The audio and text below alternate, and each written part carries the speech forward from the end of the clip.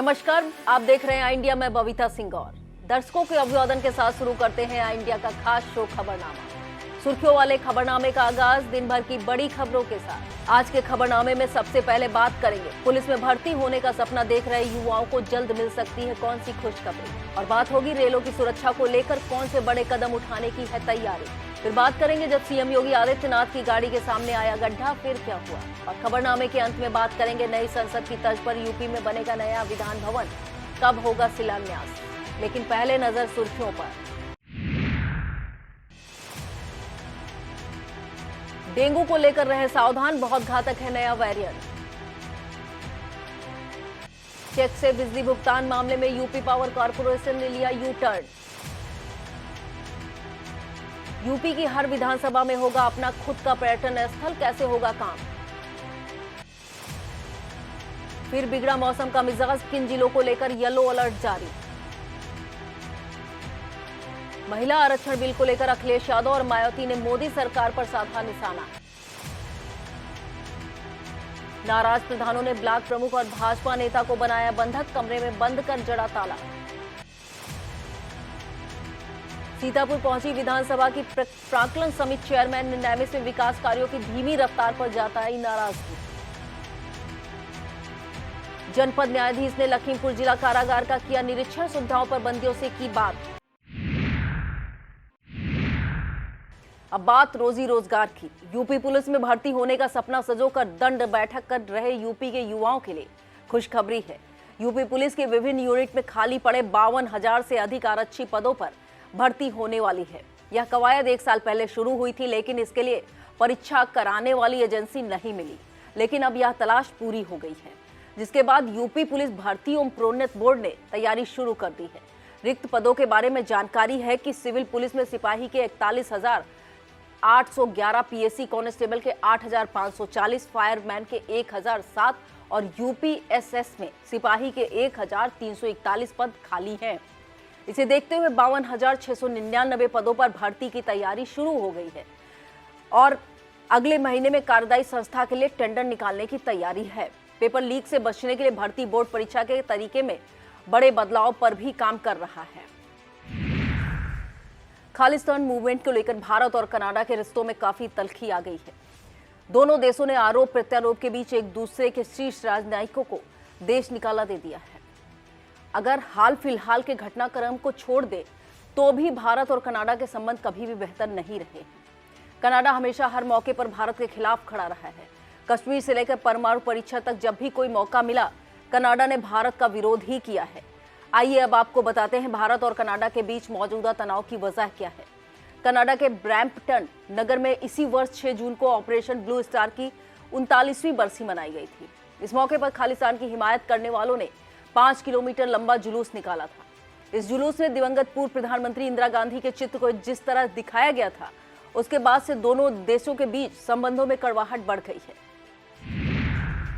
आइए आपको भारत और कनाडा के रिश्तों के बारे में भी बताते हैं। वैसे तो भारत और कनाडा के बीच राजनयिक संबंधों की शुरुआत देश की आज़ादी यानी 1947 से हो गई थी।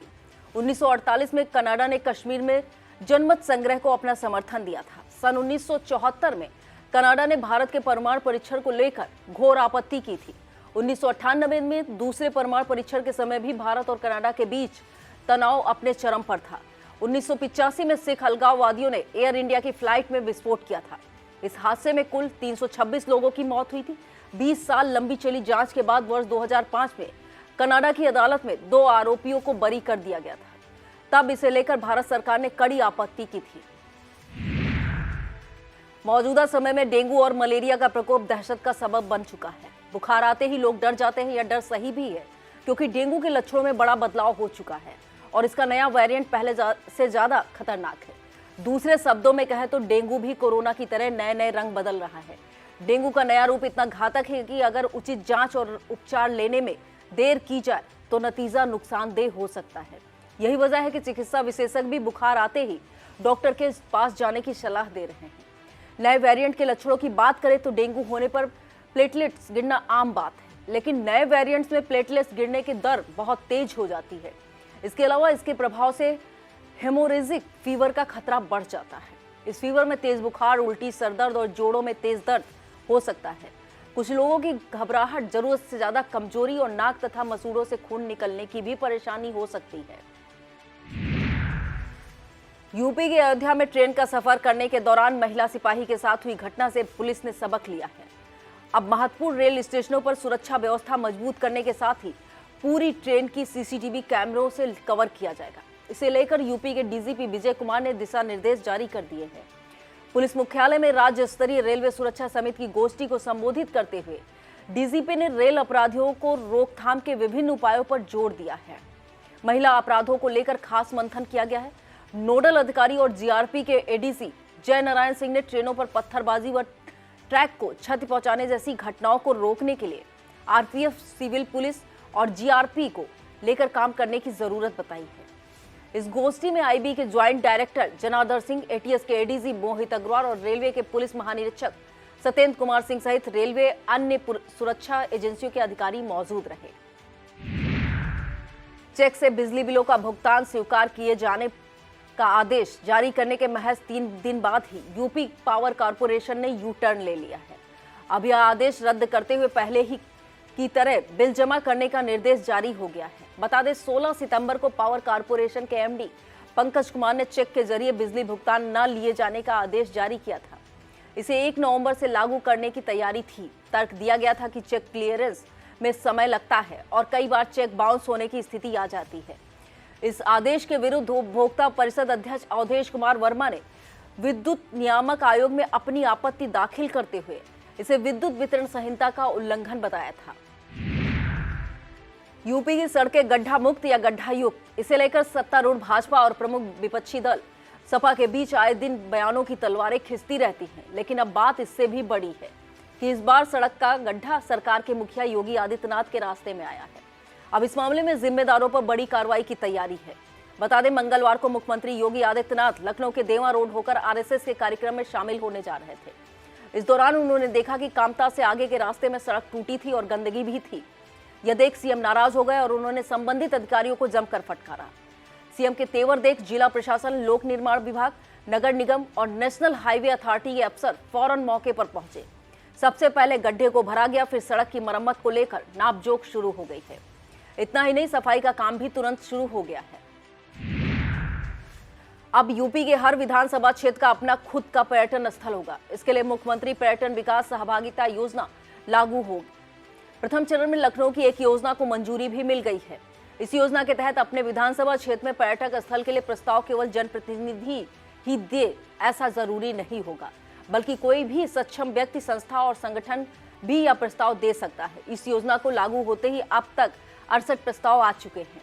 इस योजना में शर्त है कि पूरे काम पर खर्च होने वाली रकम का आधा भाग सरकार और आधा भाग आवेदक व्यक्ति या संस्था वहन करेगी।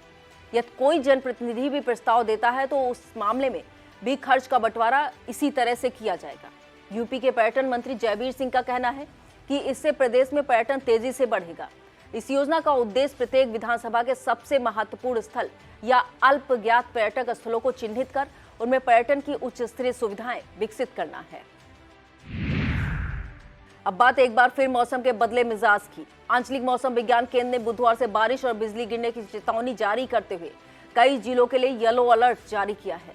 इसके मुताबिक बारिश, गरज और बौछारों का यह हाल 25 सितंबर तक रहेगा। 22 को तेज बारिश हो सकती है। मौसम विभाग ने सीतापुर, लखीमपुर, हरदोई, लखनऊ, बाराबंकी, बहराइच, रायबरेली, शाहजहांपुर, पीलीभीत सहित कई अन्य जिलों के लिए भी बारिश और बिजली गिरने का येलो अलर्ट जारी किया है। महिला आरक्षण बिल को लेकर सपा मुखिया अखिलेश यादव ने भाजपा पर बड़ा निशाना साधा है। उन्होंने सोशल मीडिया एक्स पर पोस्ट किया कि नई संसद के पहले दिन ही भाजपा सरकार ने महाझूठ से अपनी पारी शुरू करी है। अखिलेश ने आरोप लगाया है कि जब जनगणना और परसीमन के बिना महिला आरक्षण बिल लागू हो ही नहीं सकता, जिसमें कई साल लग जाएंगे, तो भाजपा सरकार को इस आपाधापी में महिलाओं से झूठ बोलने की क्या जरूरत थी। पूर्व सीएम ने लिखा कि ये आधा अधूरा बिल महिला आरक्षण जैसे गंभीर विषय का उपहास है। महिला आरक्षण बिल पर बसपा सुप्रीमो मायावती ने ऐसा बयान दिया जो भाजपा के साथ कांग्रेस की भी परेशानी बढ़ा सकता है। मायावती ने कहा कि सरकार इस बिल के 2 प्रावधान हटाए। उन्होंने कहा कि इन प्रावधानों के तहत जनगणना कराने में काफी समय लगेगा, जिससे महिला आरक्षण अभी लागू नहीं हो पाएगा। मायावती ने यह भी कहा कि यह बिल आंखों में धूल झोंकने जैसा है। इस बिल के जरिए आरक्षण देने की नीयत नहीं है। इस बिल में ऐसे कई प्रावधान है जिससे 15-16 साल तक महिलाओं को आरक्षण का लाभ नहीं मिल पाएगा। अब बात सपा संस्थापक मुलायम सिंह यादव के परिवार की। सैफई परिवार के 2 बहुओं में महिला आरक्षण बिल को लेकर मतभेद देखने को मिला है। मुलायम सिंह यादव की छोटी बहू और भाजपा नेता अपर्णा यादव ने महिला आरक्षण बिल का समर्थन करते हुए कहा कि इस बिल के संसद में पेश होने से देश की हर महिला बहुत खुश है। महिला आरक्षण लंबे समय से रुका हुआ है। इस बिल के पास होने से महिलाओं के लिए बहुत से विकल्प होंगे। दूसरी तरफ मुलायम परिवार की बड़ी बहू और सपा सांसद डिंपल यादव ने इस बिल पर सवाल खड़े किए हैं। उनका कहना है कि केंद्र सरकार अपने 9 साल के कार्यकाल में कभी भी इस बिल को संसद में ला सकती थी। ठीक चुनाव के पहले इस बिल को लाया गया है। डिंपल यादव ने कहा कि हम चाहते हैं कि आरक्षण के तहत ओबीसी महिलाएं को इसमें शामिल किया जाना चाहिए।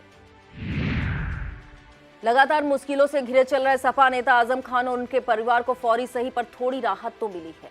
हाईकोर्ट ने उन्हें जन्म प्रमाण पत्र मामले में राहत दी है। मामला आजम खान के बेटे अब्दुल्ला आजम के जाली जन्म प्रमाण पत्र से जुड़ा हुआ है, जिसमें आजम खान, उनकी पत्नी तंजीम फातिमा और खुद अब्दुल्ला आजम आरोपी हैं। दरअसल इलाहाबाद हाईकोर्ट का यह आदेश आजम खान और अब्दुल्ला आजम की ओर से दाखिल याचिका पर न्यायमूर्ति राजवीर सिंह की सिंगल बेंच से आया है। याचिका में आजम खान की ओर से कहा गया था कि रामपुर के एमपी एमएलए कोर्ट में इसे लेकर चल रहे मुकदमे बचाव पक्ष को उचित अवसर नहीं दिया जा रहा है, जिसकी वजह से मुकदमे का ट्रायल निष्पक्ष तरीके से नहीं हो पा रहा है। याची की ओर से कई बार कोर्ट के सामने प्रार्थना पत्र दिए गए, लेकिन अभी सभी खारिज कर दिए गए हैं। हाईकोर्ट ने कहा कि फेयर ट्रायल अधिवक्ता का मूल अधिकार है। इससे इनकार करना अभियुक्त या पीड़ित दोनों के साथ अन्याय होगा। केंद्र की मोदी सरकार महिला आरक्षण बिल लाई है, तो क्या आरएसएस भी अपने दरवाजे महिलाओं के लिए खोलने की तैयारी में है? लोकसभा चुनाव 2024 के लिए तैयारी को देखते हुए ऐसा होना मुमकिन है। दरअसल लखनऊ में आरएसएस के सहसर कार्यवाह अरुण कुमार की अध्यक्षता में हुई बैठक के दौरान यह तय किया गया कि अब आरएसएस हर जिले में महिला सम्मेलन करेगा। लखनऊ के निराला नगर में आयोजित इस बैठक में CM Yogi Adityanath, deputy CM Keshav Prasad Maurya, Brajesh Pathak और भाजपा के प्रदेश महामंत्री संगठन भी मौजूद रहे। आने वाले लोकसभा चुनाव को लेकर यह बैठक काफी महत्वपूर्ण मानी जा रही है। ऐसी चर्चा है कि संघ के साथ विश्व हिंदू परिषद, हिंदू जागरण मंच, किसान संघ, विद्या भारती, शिक्षक संघ और अखिल भारतीय विद्यार्थी परिषद भी महिलाओं को प्रमुख पदों पर नियुक्त किया जा सकता है। बता दें, अब तक आरएसएस की व्यवस्थाओं में महिलाओं का कहीं पर कोई सीधा दखल नहीं है।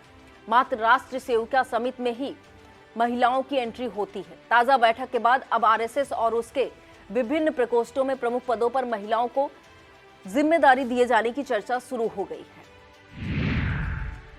हापुड़ में वकीलों पर लाठीचार्ज के बाद से सरकार और वकील आमने सामने है। पूरे प्रदेश में अधिवक्ताओं द्वारा लगातार न्यायिक कार्य का बहिष्कार किया जा रहा है। हापुड़ मामले से जुड़ी मांगों के अलावा एडवोकेट प्रोटेक्शन एक्ट लागू किया जाना आंदोलनरत अधिवक्ताओं की पहली मांग बन चुका है। कई जिलों में तो एडवोकेट प्रोटेक्शन एक्ट लागू होने तक हड़ताल जारी रखने की बात कही जा रही है। इस बीच यूपी की योगी सरकार ने एडवोकेट प्रोटेक्शन एक्ट लागू किए जाने के संबंध में 3 सदस्यों की कमेटी का गठन कर दिया है। यह समिति इस एक्ट का मसौदा तैयार करेगी। विधि विभाग के प्रमुख सचिव को इस समिति की अध्यक्षता तथा अपर महानिदेशक अभियोजन को इसका सदस्य बनाया जाएगा। साथ ही इसमें यूपी बार काउंसिल के एक मेंबर को भी सदस्य के तौर पर रखा जाएगा, जिसके लिए बार काउंसिल से नाम मांगा गया है। यह समिति सभी पहलुओं पर विचार करके अपनी सिफारिश राज्य विधि आयोग को भेजेगी। लंबे समय से विकास कार्यों के प्रस्ताव ठंडे बस्ते में पड़े रहने से नाखुश ग्राम प्रधानों ने ब्लॉक पर धावा बोल दिया है। प्रधानों ने सभी कर्मचारियों को बाहर निकालकर ताला जड़ दिया है। प्रधानों का गुस्सा यहीं नहीं थमा, उन्होंने ब्लॉक प्रमुख और भाजपा के जिला पंचायत अध्यक्ष को भी बंधक बनाकर कार्यालय में बंद कर दिया। मामला यूपी के बस्ती जिले का है। यहाँ के सदर ब्लॉक में उस समय अफरा तफरी मच गई जब 1 सैकड़ा से ज्यादा प्रधानों ने ब्लॉक कार्यालय पर कब्जा जमा लिया और कर्मचारियों को बाहर निकालकर अपना ताला लगा दिया। प्रधानों ने अपने धरने के दौरान एक कार्यक्रम के संबंध में ब्लॉक पहुंचे ब्लॉक प्रमुख राकेश श्रीवास्तव और बस्ती के जिला पंचायत अध्यक्ष संजय चौधरी को भी आक्रोशित प्रधानों ने कार्यालय में बंद कर ताला जड़ दिया, जिसके बाद मौके पर हड़कंप मच गया। सूचना मिलने पर भारी फोर्स के साथ एसडीएम विनोद पांडे ब्लॉक पहुंचे और कई घंटों से बंधक बने जिला पंचायत अध्यक्ष और ब्लॉक प्रमुख को मुक्त कराया, जिसके बाद एसडीएम ने समझा बुझाकर प्रधानों को धरना समाप्त करा दिया है। प्रधानों ने एसडीएम को बताया कि उनकी ओर से तैयार किए गए विकास कार्यों के प्रस्ताव 2 महीने से ब्लॉक में पड़े धूल फांक रहे हैं। ब्लॉक प्रमुख और बीडीओ द्वारा कोई प्रस्ताव पास नहीं किया जा रहा है। काम न होने से नाराज जनता हम लोगों से तरह तरह के सवाल पूछ रही है। यूपी के बेसिक शिक्षा विभाग में शायद ही जनपद ऐसा होगा जहां बड़ी संख्या में विद्यालय भवन जर्जर अवस्था में ना हो। अभी पिछले हफ्ते ही सीतापुर में बारिश होने के दौरान 2 जर्जर विद्यालय भवन ढह चुके हैं। गनीमत रही कि भवन रात में धराशायी हुए, कहीं दिन में होते तो बड़ा हादसा हो सकता था। इस सब के बावजूद बेसिक शिक्षा विभाग के जिम्मेदार मानो किसी बड़े हादसे का इंतजार कर रहे हैं। जर्जर विद्यालय भवनों को गिराए जाने के लिए कोई ठोस कार्रवाई नहीं की जा रही है।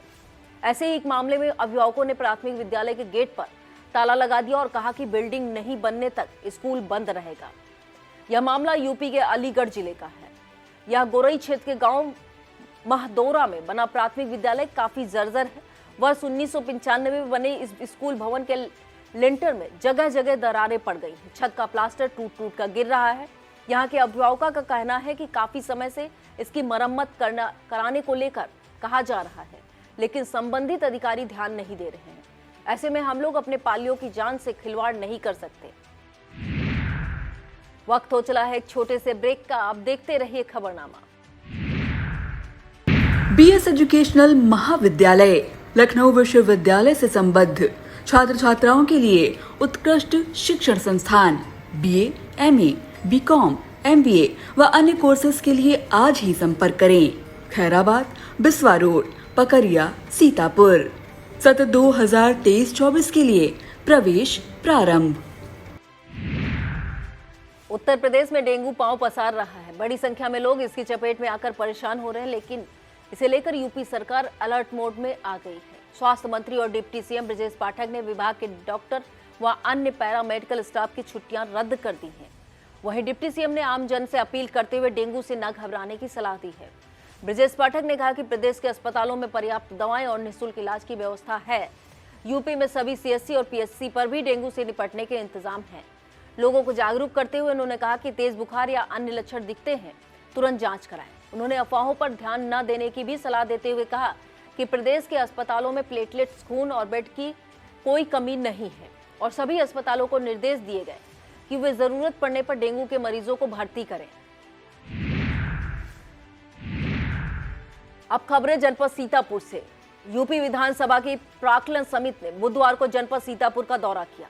समिति के चेयरमैन और मोहम्मदी से भाजपा विधायक लोकेंद्र प्रताप सिंह ने नैमिषारण्य में देव देवेश्वर धाम स्थित शिव मंदिर में पूजन अर्चन किया। इसके बाद वृक्षारोपण किया। इस दौरान चेयरमैन ने प्यारेलाल पब्लिक स्कूल पहुंचकर बालकों से बात की। मिस्सी के तहसील सभागार में बैठक के दौरान समिति चेयरमैन ने एडीएम रामभरत तिवारी से आपदा की घटनाओं में लाभ के प्रावधानों पर जानकारी ली। बैठक के दौरान डीपीआरओ मनोज कुमार ने स्वच्छ भारत मिशन के कार्यों की जानकारी दी। चेयरमैन ने सीएमओ डॉक्टर हरपाल सिंह को लंबित कार्य समय से पूरा करने के लिए निर्देशित किया और अधिक से अधिक लोगों का आयुष्मान कार्ड जारी करने के लिए कहा। बैठक में समिति ने पर्यटन विभाग द्वारा नैमिषारण्य में कराए जा रहे निर्माण कार्यों में तेजी लाने के निर्देश दिए हैं और चक्रतीर्थ के कार्यों में सुस्ती पर नाराजगी जताई है।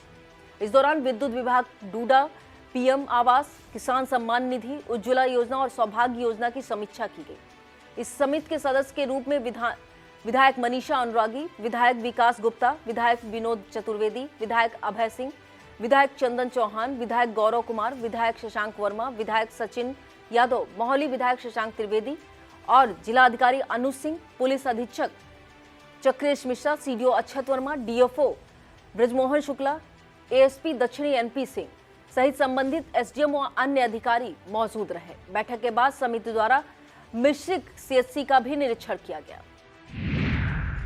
सीतापुर जिला उद्योग व्यापार मंडल द्वारा पुलिस और व्यापारी सम्मान कार्यक्रम आयोजित किया गया। प्रांतीय महासचिव शोभित टंडन के दिशा निर्देशन में यह कार्यक्रम जिला अध्यक्ष भगवती गुप्ता द्वारा आयोजित किया गया। कार्यक्रम को संबोधित करते हुए इस कार्यक्रम के आयोजन के लिए जिला संगठन की पूरी टीम को बधाई दी। सीतापुर पालिका अध्यक्ष प्रतिनिधि मुनिंद अवस्थी ने शहर को साफ सुथरा सुंदर बनाने में व्यापारियों से सहयोग का आह्वान किया। इस अवसर पर नगर अध्यक्ष विजय रस्तोगी, राम लखन कश्यप, हर्षल जायसवाल, प्रीति जिंदल, कमलेश बिहार, सोनू गुप्ता, राजीव वाधवानी, मेवालाल गुप्ता, विनय गुप्ता, गणेश अग्रवाल, जगदम्बा रस्तोगी, लक्ष्मी नारायण, प्रेम शंकर गुप्ता, मुन्ना गुप्ता, कंचन गुप्ता, मीना गुप्ता, रेनू मल्होत्रा, मंजरी राही, ममता डुडेजा और मिथिलेश वैद्य सहित बड़ी संख्या में व्यापारी और समाजसेवी मौजूद रहे। उद्योग व्यापार मंडल की सीतापुर जिला इकाई द्वारा शहर कोतवाल आलोकमणि त्रिपाठी, यातायात निरीक्षक फरीद अहमद, सदना के उप निरीक्षक दुधई प्रसाद मिश्र के उप निरीक्षक रत्नेश कुमार त्रिपाठी, कोतवाली नगर के कांस्टेबल मोनू कुमार, रामकोट के हेड कांस्टेबल रविंद्र कुमार रावत, थाना मोहली के आरक्षी जितेंद्र कुमार, पिसावा के आरक्षी अश्वनी ढाका, बिस्वा के कांस्टेबल पंकज, नैमिष के कांस्टेबल मोहित कुमार, लहरपुर के हेड कांस्टेबल जयप्रकाश बाजपेयी, थानगांव के आरक्षी नरेंद्र तोमर और हरगांव के हेड कांस्टेबल सुनील कुमार आदि को सम्मानित किया गया। वहीं संगठन द्वारा राजेश नारायण सहगल, प्रेमू बाजपेयी, मुदित मुखन्ना, डॉक्टर वनीता, मीना गुप्ता, अनिल मल्होत्रा, ममता डुडेजा, मोहित टंडन, इकबाल अहमद, तुषार रस्तोगी, विनय गुप्ता, परमेंद्र मिश्रा, मिंटू अग्रवाल, खैराती लाल, नीरज रस्तोगी, रत्नेश त्रिपाठी, उमर टंडन, मिथिलेश गुप्ता, मोहित टंडन, अंकुर गोयनका और इंदू रानी गुप्ता सहित 30 व्यापारियों को सम्मानित किया गया। सीतापुर के क्षेत्रीय आयुर्वेदिक एवं यूनानी अधिकारी डॉक्टर सुरेश कुमार सचान ने मिलावटी दवाओं का सेवन न करने को लेकर अपील जारी की है। डॉक्टर सचान ने कहा कि आयुर्वेदिक दवाओं में किसी भी प्रकार की मिलावट होने का संदेह होने पर उनका सेवन न करें। उन्होंने कहा कि ऐसा संज्ञान में आया है कि बाजार में कुछ इस प्रकार की औषधियां देखी जा रही जिनमें भांग आदि नशीले पदार्थों की मिलावट है। ऐसी दवाओं के सेवन से स्वास्थ्य को नुकसान पहुंच सकता है। सीतापुर जिला बार एसोसिएशन की बुधवार को आयोजित बैठक में न्यायिक कार्य के बहिष्कार को 22 सितंबर तक जारी रखने का निर्णय लिया गया है। यह बैठक बार अध्यक्ष चंद्रपाल गुप्ता के अध्यक्षता में आयोजित की गई, जिसका संचालन महासचिव बुद्ध प्रकाश मिश्रा ने किया। इस दौरान अध्यक्ष व महासचिव के नेतृत्व में प्रतिनिधि मंडल ने वहां जाकर क्या किया इस बारे में भी बताया गया। इसके बाद न्यायिक कार्य का बहिष्कार 22 सितंबर तक जारी रखने का निर्णय लेते हुए 25 सितंबर को बार की बैठक कर अग्रिम रणनीति बनाने की घोषणा की गई। इस दौरान हरीश त्रिपाठी, राम मोहन पांडे, शैलेंद्र वर्मा, सर्वेश पांडे, विनोद कुमार सिंह, रजी अहमद, आशीष मिश्रा, विजय अवस्थी, रोहित मल्होत्रा, सपना त्रिपाठी, विमल मोहन मिश्रा, आलिया बानो, सदाशिव त्रिवेदी, दिनेश मौर्य, इशरत अली, आदित्य गुप्ता और सूरज राय सहित तमाम अधिवक्तागण मौजूद रहे। पिछले कई वर्षों की तरह इस वर्ष भी मिश्रे के मोहल्ला थोक में सोनू सागर के द्वारा गणेश महोत्सव का आयोजन किया गया। मंगलवार मूर्ति स्थापित कर सुंदर झांकियों का प्रस्तुतिकरण हुआ। इस अवसर पर मुख्य अतिथि बनगढ़ महंत संतोष दास खाकी व हिंदू शिवसेना अध्यक्ष विकास हिंदू द्वारा गणेश प्रतिमा की आरती कर प्रसाद ग्रहण किया गया। इससे पूर्व प्रातः महर्षि दधीच तीर्थ पर मूर्ति का पूजन अर्चन संपन्न किया गया। आयोजक सोनू सागर ने बताया कि कार्यक्रम 19 सितंबर से प्रारंभ होकर 23 सितंबर तक चलेगा। 23 सितंबर को नगर क्षेत्र में शोभा यात्रा निकाली जाएगी, जो गोमती तट नीमसार में समाप्त होगी। वहीं गणेश मूर्ति का विसर्जन किया जाएगा। इस दौरान कस्बा इंचार्ज रत्नेश त्रिपाठी पुलिस बल के साथ मौजूद रहे। रेउसा में गणेश चतुर्थी महोत्सव समिति द्वारा आयोजित गणेश महोत्सव का शुभारंभ किया गया। संकट मोचन हनुमान मंदिर से कलश यात्रा चाहलारी घाट के लिए रवाना हुई, जहां घाघरा नदी से कलश भरकर गणेश पंडाल तक लोग पैदल लाए। 19 सितंबर से 26 सितंबर तक आयोजित होने वाले इस महोत्सव में प्रत्येक दिन भागवत कथा के साथ साथ धार्मिक व सांस्कृतिक कार्यक्रमों का भी आयोजन किया जा रहा है। इस मौके पर अध्यक्ष धर्मेंद्र पोरवाल, गुंजन यज्ञ सैनी, हिमांशु संजय कुशवाहा, लोकेश मिश्रा, अमरेंद्र मिश्रा, सत्यम यज्ञ सैनी, अमन श्रीवास्तव, आशीष दीक्षित, शिवम पोरवाल, पिंटू अवस्थी और गौतम पोरवाल सहित तमाम श्रद्धालु मौजूद रहे। बसपा अध्यक्ष मायावती के निर्देश पर चल रहे गांव चलो अभियान के दौरान मिश्रिक विधानसभा के सेमरा में कैडर कैंप आयोजित किया गया। इसके मुख्य अतिथि एमएलसी भीमराव अंबेडकर रहे। इस दौरान जिला प्रभारी बीपी हंस, जिला अध्यक्ष विनोद गौतम, विनोद भारती, सुधीर राजवंशी, संजय गौतम, कमलेश भारती, रामलखन चौधरी, वीरेंद्र राजवंशी और प्रवीण संगम आदि बसपा कार्यकर्ता मौजूद रहे। लहरपुर तहसील क्षेत्र के मेहंदीपुरवा में अनेकता में एकता मंच द्वारा निःशुल्क स्वास्थ्य प्रशिक्षण शिविर आयोजित किया गया। इस दौरान करीब 5 सैकड़ा लोगों ने स्वास्थ्य सुविधाओं का लाभ प्राप्त किया। इस शिविर का उद्घाटन भाजपा की अवध प्रांत क्षेत्र अध्यक्ष डॉक्टर गोदावरी मिश्रा ने किया। इस दौरान सीतापुर आंख अस्पताल की टीम ने 102 मरीजों का परीक्षण किया। इनमें से 21 मरीजों को सर्जरी योग्य पाते हुए उन्हें भर्ती किया गया। इसके दौरान स्त्री रोग विशेषज्ञ doctor Ayesha, doctor Munna Lal, doctor Mohammad तौफीक, डॉक्टर सानू, नेत्र रोग विशेषज्ञ डॉक्टर अरुणेश रस्तोगी के साथ स्टाफ शिवम, मिथिलेश व अन्य मौजूद रहे। फार्मासिस्ट डॉक्टर नशरा समी, डॉक्टर विशाल सैनी ने मरीजों का परीक्षण किया। इस अवसर पर लहरपुर पालिका अध्यक्ष हाजी जावेद अहमद, संतोष वर्मा, मोनू बाजपेयी, कदीर खां आदि मौजूद रहे। इस शिविर का आयोजन डॉक्टर आरती श्रीवास्तव ने के दिशा निर्देशन में किया गया। इनके साथ डॉक्टर इंदिरा श्रीवास्तव, मयंक श्रीवास्तव, क्षितिज वली चौधरी, स्वरित मोहन, शिव कुमार और अरविंद आदि मौजूद रहे। सीतापुर के कलेक्ट्रेट सभागार में किसान दिवस आयोजित किया गया। इस दौरान किसानों को मिलेट्स पुनरुद्धार योजना के तहत श्री अन्न की खेती से संबंधित एक दिन का प्रशिक्षण दिया गया। उप कृषि निदेशक डॉक्टर एसके सिंह ने श्री अन्न में शामिल ज्वार, बाजरा, सांवा, कोदो आदि की खेती के लाभ और उनसे मिलने वाले पोषण के बारे में बताया। प्रशिक्षण के बाद किसानों की शिकायतों को सुना गया। इस दौरान काफी संख्या में किसान मौजूद रहे। परसेंडी के पंचायत भवन में अनूप सिंह के सहयोग से कीवा हेल्थ सेंटर द्वारा स्वास्थ्य शिविर आयोजन किया गया। इस दौरान डॉक्टर हितेंद्र वर्मा ने मरीजों को स्वास्थ्य संबंधी जानकारियां दी।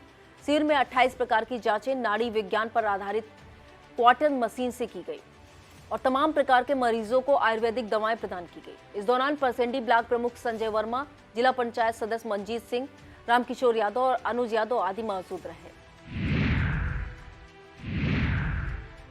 अब खबरें जनपद लखीमपुर खीरी से।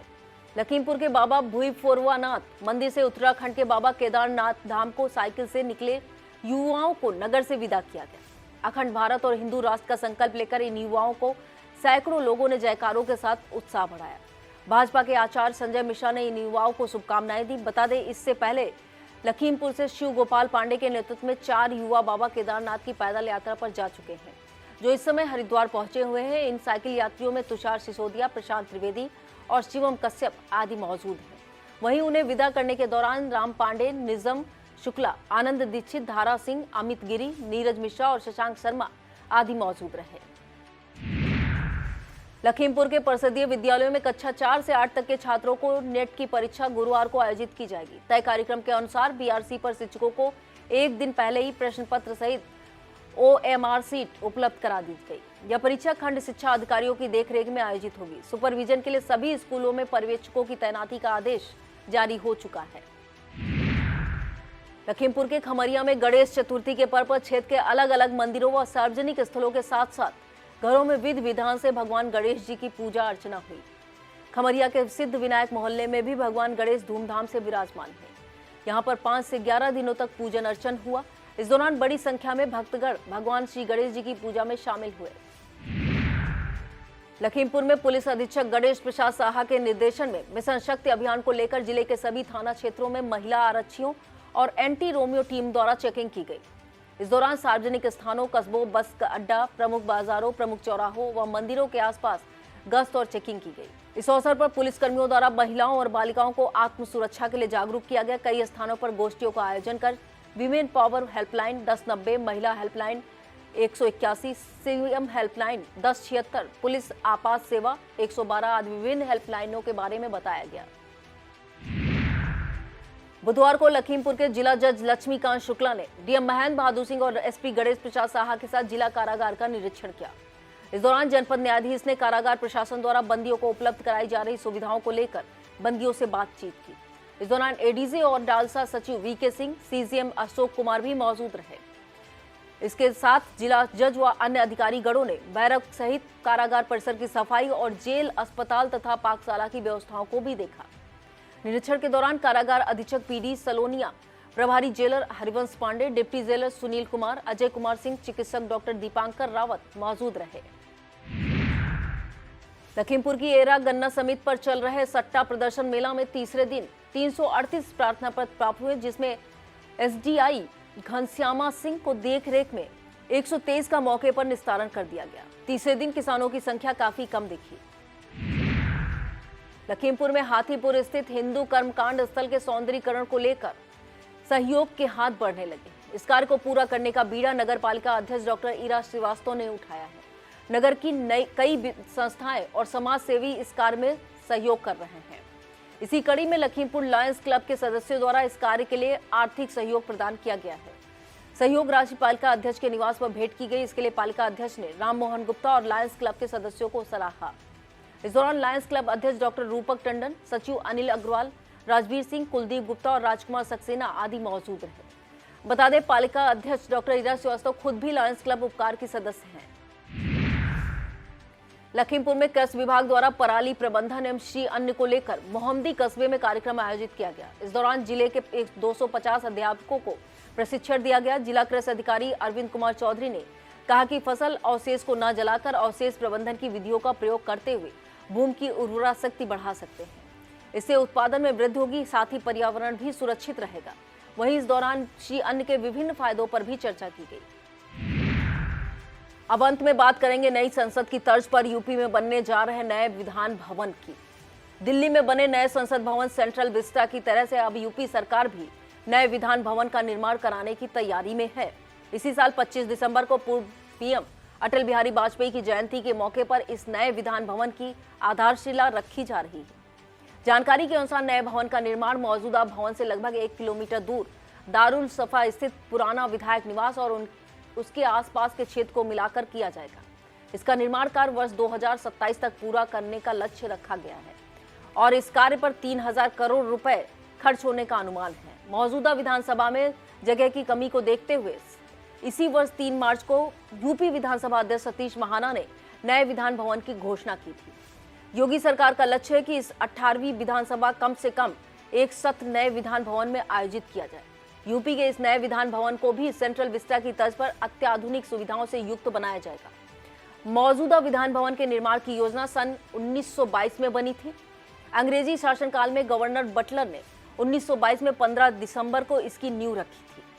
उस समय करीब 21 करोड़ के खर्च से 6 साल बाद 21 फरवरी 1928 को यह बनकर तैयार हुआ था।